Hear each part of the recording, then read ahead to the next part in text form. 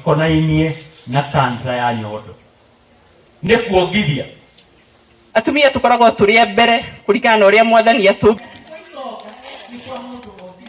We are having an open day for women, and the purpose of this open day is to screen for cervical cancer and to screen for breast cancer. What we're actually doing is something very simple. We are doing the Via Villa test. It's a screening test which is very simple and very cheap.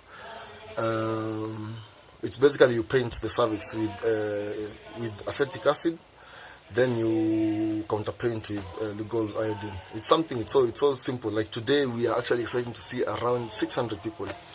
Around 600 people, and since it's in a short day, you can see how fast the test can be done.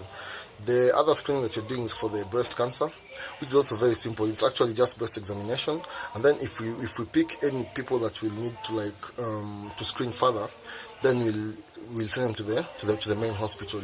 The most important thing that we're actually doing here is education. We want to empower the people we want to empower them with the knowledge that that screening it's very key.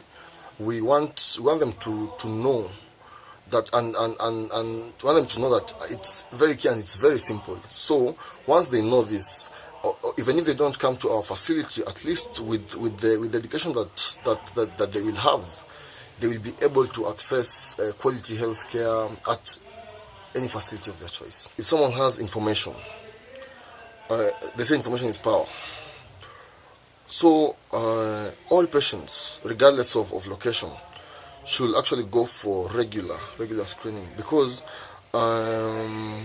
cancer is not like an accident that comes once civil. It doesn't really come mara moja. It's actually a work in progress. It takes time. Pole every day, every month, every year. Pole. Usually the problem that we see with most cancer patients, even when they come to a facility, is that by the time they usually come when the cancer it's a bit advanced, because they're coming because they have the symptoms. You see, in the early stages, there are no symptoms. So in the early stages, the only way you can pick them out is if you go for regular screening. So I would advise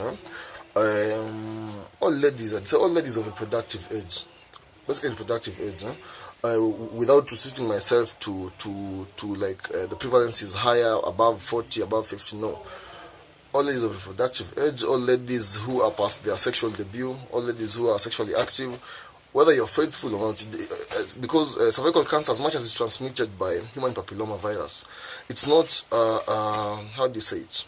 It's not really that if you have multiple sexual partners that it's guaranteed you have human papilloma virus. It's not guaranteed that if you have a single partner you'll get human papilloma virus, which eventually will lead to the atypia process. No, it's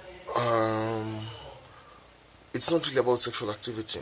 It's about human papilloma virus, and human papilloma virus. The problem is that it is asymptomatic in men.